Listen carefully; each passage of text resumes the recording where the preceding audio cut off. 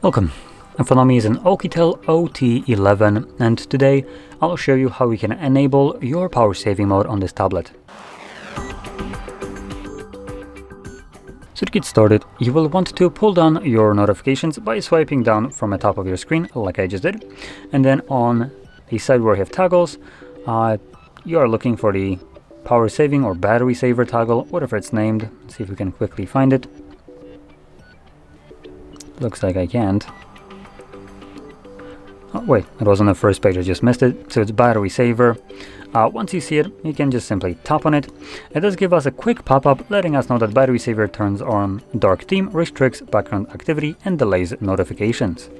I'm gonna select turn on, and there we go. It is now enabled and basically changing everything that it mentioned.